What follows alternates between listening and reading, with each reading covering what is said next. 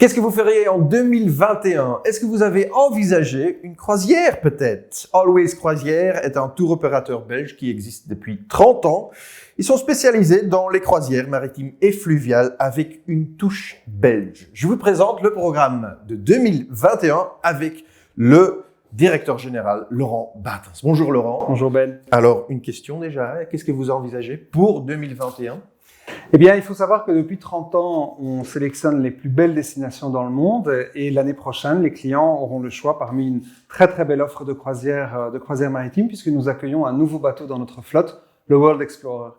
C'est un bateau qui est moderne, luxueux, respectueux de l'environnement et qui est complètement dans l'esprit de nos croisières, des croisières qui se passent évidemment en toute convivialité, mais qui apportent aussi d'autres valeurs comme le partage et le raffinement. D'accord. Ce navire est tout nouveau alors, comme vous venez de le dire.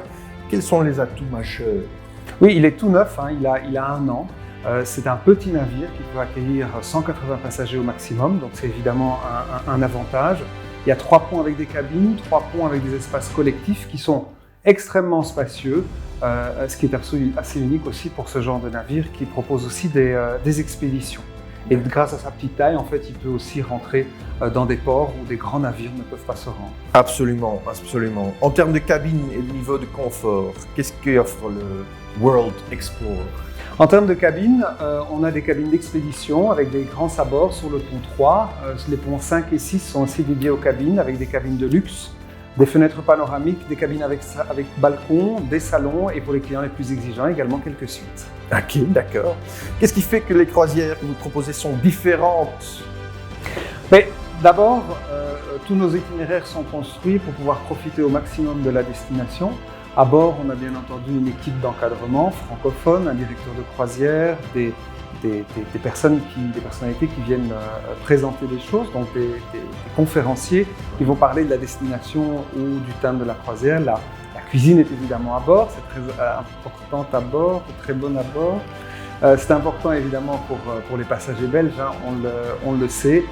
Et puis on offre aussi une formule tout compris avec les transferts, aller et retour, les vols, si on parle évidemment de destinations lointaines. Et l'atout majeur, c'est évidemment le départ de proximité de la côte belge de Zeebrugge pour aller vers les fjords ou les îles britanniques. Ça, c'est vraiment un atout, c'est sûr.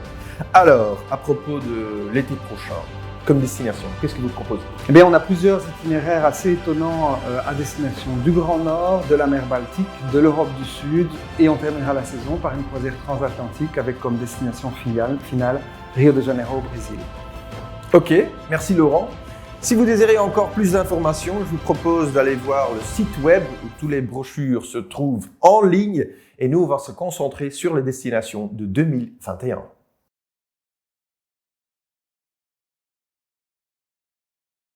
Une aventure à taille humaine à la recherche du silence des régions polaires, naviguer entre les glaciers et découvrir les magnifiques fjords. Et ça, on le fait en Zodiac. Est-ce que ça vous dit? Oui. Vous pouvez toujours le découvrir pendant une croisière au Groenland. Je vais en parler avec José. José, bonjour. Bonjour Ben. Est-ce que vous pourriez vous introduire? Oh, moi, je suis José Claes. Moi, j'ai été pendant toute ma carrière en travaillant dans le tourisme. D'accord. Alors, à un certain moment, mon mari et moi, on a commencé un tour opérateur qui s'appelait Bureau Scandinavien. Donc, le nom le dit. On faisait que les parties nordiques de l'Europe. Et alors, c'est pour ça que je ne perdais jamais le Nord. D'accord, d'accord. Donc là, vous êtes experte sur les destinations polaires. Est-ce qu'on peut dire ça? Bien sûr. On n'est jamais expert. Hein. On est quand même un peu expert. Hein? Disons que je connais un peu plus que normalement, oui. Ok, voilà. On va parler de Groenland. Le Groenland, c'est une destination particulière, bien sûr. Et c'est une croisière de découverte, sans doute. Mais disons qu'une croisière vers les pays nordiques, plutôt le Spitsberg, le Groenland, etc., ce sont plutôt des croisières d'expédition dans des régions vraiment très très vierges encore. D'accord, alors le Groenland particulièrement, c'est une destination pure encore. Les excursions se font pratiquement toujours en Zodiac. Alors ça veut dire qu'il faut quand même avoir une condition particulièrement très bonne pour pouvoir monter et descendre de ces différents Zodiacs. Mais bien sûr, il y a une équipe sur place, c'est une équipe avec plein de gens qui ont d'expertise sur le terrain, qui vont nous accompagner pendant toutes nos excursions. D'accord. Mais attention, l'itinéraire est toujours un tout petit peu soumis aux conditions météorologiques. Alors c'est uniquement le commandant même qui peut en décider d'éventuellement faire des changements de l'itinéraire si nécessaire. Ok, ça va. Ce que j'aimerais savoir, moi, c'est que pourquoi Groenland, ou la Terre verte, est couverte d'une calotte de glace immense, et l'Islande, non, pour pays plus fertile alors? Ben, c'est très facile, hein. Quand il y avait Éric le Rouge, c'était un viking qui a d'abord découvert l'Islande et par après, je ne sais pas pour quelle raison, mais il a été expulsé du pays. Alors il est allé à la recherche d'un autre continent. Finalement, il est arrivé au Groenland, qu'il a vu qu'il y avait une calotte immense de 80% qui couvre le pays. Mais il savait bien que s'il devait le dire, qu'à ce moment-là, les autres colonisateurs n'auraient pas été intéressés. Donc il a donné un nom beaucoup plus fertile et attrayant pour éviter que les gens ne prennent pas la décision d'aller jusqu'au Groenland. Quelle drôle d'histoire. Une autre question. Moi, quand j'étais enfant, je parlais toujours des Esquimaux. C'est quoi la différence entre un Esquimau et un Inuit? Il n'y a pas de différence. Disons que l'Esquimau était une injure, donc c'est pour ça que depuis quelques années déjà, on n'emploie plus le mot Esquimau, on dit maintenant Inuit. Et disons que maintenant, dans leur langue locale, je dirais, ils parle pas du Groenland, il parle de Kalaallit Nunaat, ce qui veut dire le pays des Groenlandais. D'accord, ok. Une autre question.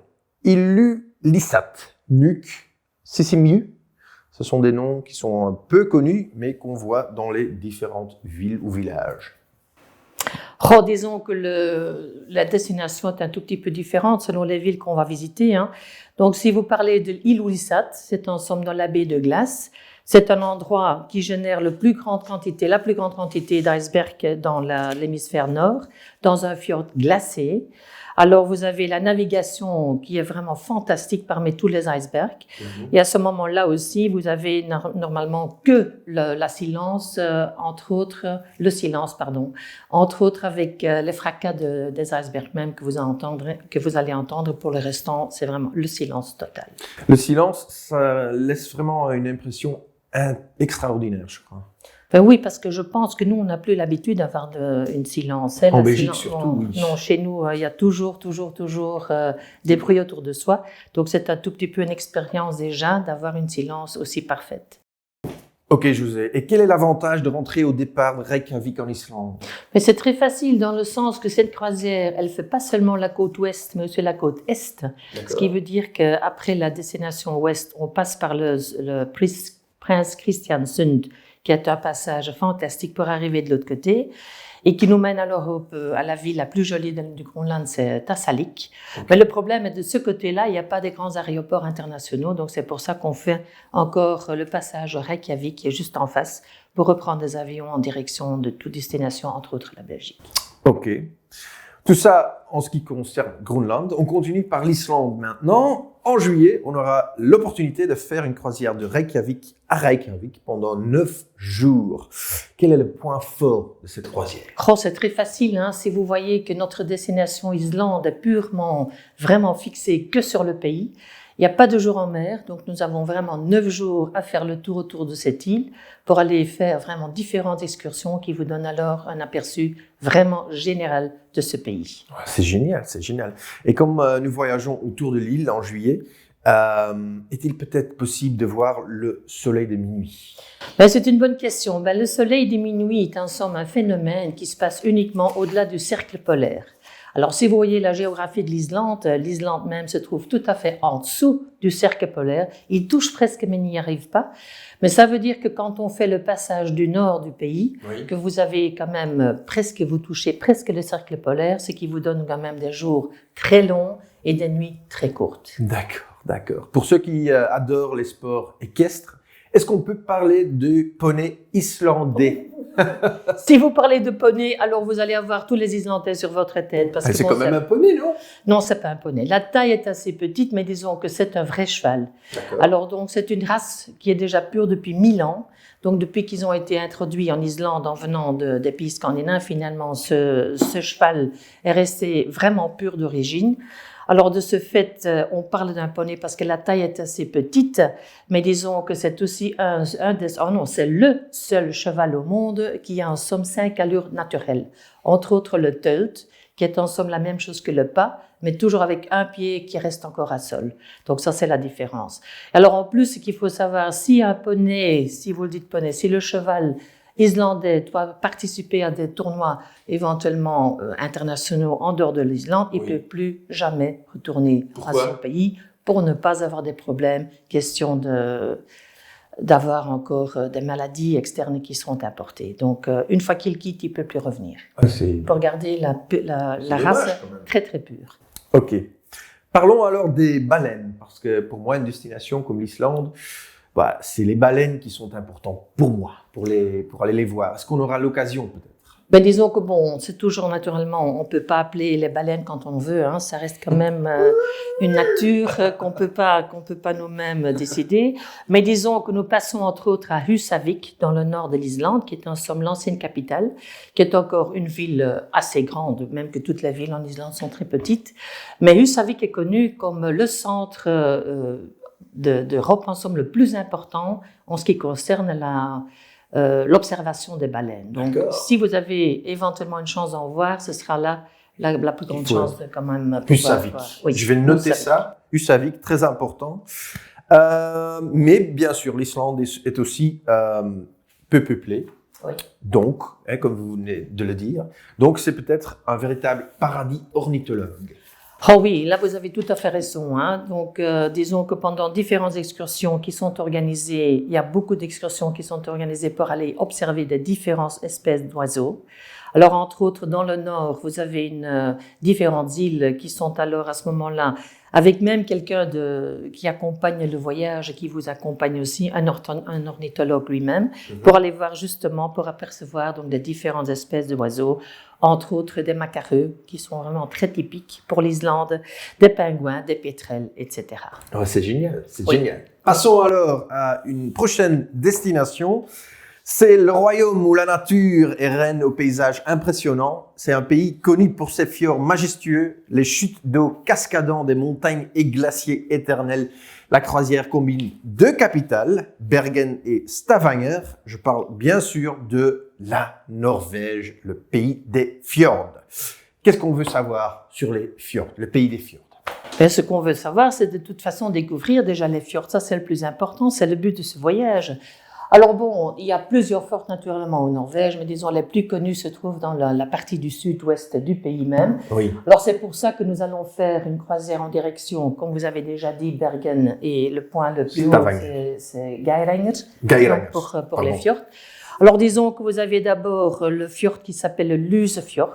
Là, vous avez d'abord aussi, il est connu pour le Pulpit Rock, comme on l'appelle. Donc c'est un patrimoine qui se trouve à peu près 200 mètres au-delà du fjord même. Alors vous avez le Sognefjord qui est le plus grand du pays, qui a 205 km. Très profond. Il est très profond, donc 205 km à peu près, enfin selon ce que j'ai lu, parce que je ne l'ai pas mesuré moi-même, mais il est très long. Il rentre vraiment très très loin dans le pays même. Oui. Et c'est le troisième plus grand d'ailleurs du pays. Du monde, pardon.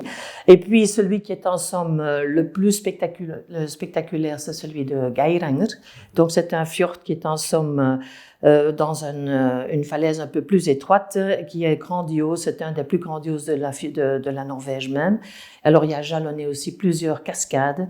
Et de là, il y a même un petit endroit qui s'appelle Flåm, où nous accostons normalement. Et de là, il y a un moyen de faire une excursion dans un décor grandiose avec un petit train. Ouais. Et ce train, c'est un des plus pendus du monde. Je crois que la Norvège, c'est vraiment une destination qu'il faut découvrir en croisière, non? L'avantage de la croisière, c'est que naturellement, vous voyez toute la côte qui est vraiment très découpée, qui est vraiment fantastique et très jolie. Oui. Alors, de l'autre côté, si vous devez le faire par la terre, il y a des chemins qui sont pas tellement faciles à suivre, tandis qu'avec le bateau, vous longez vraiment toute la côte et vous voyez vraiment la grandeur des fjords. Voilà, la grandeur des fjords, c'est incroyable. Tout le monde connaît bien sûr la Norvège pour sa nature, mais quels sont les atouts culturels de ce pays? Disons que je crois que chaque pays a quand même des atouts culturels, mais si on parle de la Norvège et surtout de la croisière que nous faisons maintenant ici, on a deux grandes villes que nous allons visiter, c'est entre autres Bergen et c'est aussi Stavanger. Bergen, c'est la deuxième ville en somme importante du pays, Oui. et Stavanger, c'est la quatrième. Alors, à Bergen même, vous avez naturellement les petites maisonnettes hanséatiques le long de Bryggen, donc ça c'est le nom du quai. Alors là, il y a moyen de découvrir ça. Maintenant, à ce jour, donc, toutes les anciennes maisons qui sont là en bois ont été maintenant transmises un tout petit peu. Il y a des musées là-dedans, il y a des restaurants, il y a des magasins de souvenirs. Alors en plus, quand on parle de la Norvège, on parle aussi un tout petit peu de la culture musicale, c'est-à-dire vous avez le grand compositeur qui s'appelle Edvard Grieg, qui a composé quand même pas mal de belles pièces.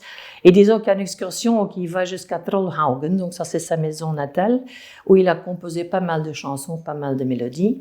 Et donc nous allons visiter cette maison aussi qui est devenue musée. Et en revenant, on passe même par Fantoft, qui est une église en bois debout.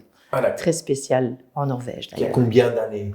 800. Je crois que si j'ai bonne mémoire, elle a été construite dans le XIIe siècle. Waouh, c'est génial, génial. 800 alors, mais bon. Oui. Passons alors à une croisière de Zeebrugge à Saint-Pétersbourg, 10 nuits, 11 jours en mai. C'est une croisière le long des plupart des pays qui bordent la mer Baltique, bien sûr. C'est quoi les avantages de cette croisière, José? L'avantage, c'est que c'est en somme une route qui passe par beaucoup de différents pays. Donc, c'est la diversité des destinations qui est importante. Oui. Non seulement on visite 3 capitales scandinaves, en commençant par Oslo, qui est en somme la capitale européenne la plus proche de la nature. On passe par après à Copenhague, avec la petite sirène que tout le monde connaît. Mais avant d'arriver à Stockholm, nous avons encore 2 visites particulières. Une à Bornholm, qui est une île danoise très, très, très charmante, où nous allons faire des visites des différentes maisons à colombage. Et par après, nous continuons à Gotland. C'est une perle vraiment suédoise qui est très peu connue. Mais là, nous arrivons à Visby, qui est en somme la capitale. C'est une ville médiévale et qui est aussi sur le patrimoine mondial de l'UNESCO. Je crois qu'on se retrouve autre part chaque jour, hein. C'est incroyable. Et le point fort de cet itinéraire, c'est bien sûr Saint-Pétersbourg. Saint-Pétersbourg, c'est l'histoire, c'est la culture. Pourquoi est-ce que c'est tellement une ville tellement intéressante? Mais disons déjà par son histoire mouvementée, elle a reçu le surnom de capitale des 3 révolutions. Alors, il ne faut pas oublier non plus que c'est une ville, en somme, avant, on avait même le nom de Leningrad, donc ça a changé plusieurs fois oui. dans l'histoire finalement. Mais vu l'importance de cette destination même, on a prévu 2 jours à Saint-Pétersbourg. Pendant les autres voyages que nous avons faits ou les autres villes que nous avons visitées, c'est plutôt 15 jours. Donc ici, il y en a 2. Oui. Et ça vous permet quand même de ne pas seulement voir les bâtiments, les monuments très intéressants, mais d'aussi manifester éventuellement, de participer à une manifestation culturelle le soir, soit folklore, soit ballet. Waouh, ça donne envie, hein, ça donne envie. Y a-t-il moyen de rendre visite à l'Ermitage? Je crois qu'une visite à Saint-Pétersbourg, ça entraîne de toute façon quand même une visite à l'Ermitage aussi. C'est d'ailleurs un des musées les plus importants dans le monde entier, c'est un des plus grands aussi. Il a été construit de 6 bâtiments. Alors il y a à peu près 1000 différentes pièces en somme, où on peut voir en général 60 000 pièces d'art qui sont prévues dans ce... ils ne sont pas tous en même temps, hein, donc ils font régulièrement, ils changent la présentation. Alors disons que pour nous, ce qui est important quand même, qu'on peut voir éventuellement lors de notre visite, ce sont des peintres qui sont très connus pour nous, comme Rembrandt, comme Rubens. Il y en a encore d'autres que nous allons visiter certainement pendant cette visite. Ok, José, merci beaucoup. Qu'est-ce qu'il faut encore savoir concernant cette croisière? Disons qu'il faut savoir que nous avons prévu 2 différents départs et 2 différents axes pour ce voyage. Donc, c'est Saint-Pétersbourg qui est toujours central, mais une fois c'est lié avec les capitales scandinaves et l'autre fois c'est lié aux capitales baltes. Ok, José, merci beaucoup pour toutes ces informations. Mesdames et messieurs, vous avez peut-être des questions pratiques et pour lesquelles vous pouvez toujours vous rendre sur le site web ou au numéro 0800 82 550. Mais comme Laurent est ici en live, je peux lui poser les questions en direct, bien sûr. Et quel conseil donnez-vous aux passagers qui souhaitent réserver aujourd'hui? Eh bien, je leur conseille de ne pas attendre pour 2 raisons majeures. La première, c'est que le bateau, on l'a dit, il est plus petit. Oui. Ça veut dire évidemment beaucoup plus de confort à bord, mais aussi moins de capacité. Et deuxièmement, beaucoup de passagers n'ont pas pu réaliser leur voyage en 2020 et tout le monde a très très envie de pouvoir partir en 2021, ce qui fait que ça va un peu se bousculer au portillon. Si on réserve vite, on a le choix de son itinéraire et de son niveau de confort. Ok. Y a-t-il encore d'autres avantages quand on réserve tôt? Oui, parce qu'il est important pour nous que le client ait le choix et qu'on lui offre aussi une certaine flexibilité. On sait évidemment, avec ce que nous avons connu durant les derniers mois, qu'il est important que le client puisse avoir une réponse à cette attente qui est justifiée. Et donc les clients ne payent que 10% d'acompte pour toute réservation pour une croisière en 2021. D'accord. Et en plus de ça, les clients ont également la possibilité d'annuler leur voyage gratuitement jusqu'à 60 jours avant le départ. Ok Laurent, vous savez bien qu'il y a une grande question que tout le monde se pose, c'est la sécurité pendant une croisière. Tout à fait. On est en train vraiment de finaliser les protocoles aujourd'hui avec l'armateur. On veut que ces protocoles soient simples, bien compréhensibles, mais aussi adaptables. Pourquoi ? Parce que nos premières croisières auront lieu en avril de l'année prochaine, donc les choses vont encore évoluer, vont encore changer d'ici là. Oui. Ce qui est certain, c'est qu'il y aura des règles très strictes pour le personnel à bord. Et pour les passagers, il y aura bien entendu de la distance sociale dès l'embarquement, à bord du bateau. Il faudra porter le masque en fonction de là où on est et à quel moment on s'y trouve. Du gel sera aussi disponible partout sur le bateau. Et puis on envisage aussi, bien entendu, la prise de température avant l'embarquement et peut-être un test Covid-19 avant de monter à bord. Ok Laurent, tout est clair. Merci beaucoup. Pour un voyage alors en toute sécurité, vous pouvez toujours vous adresser à Always Cruises.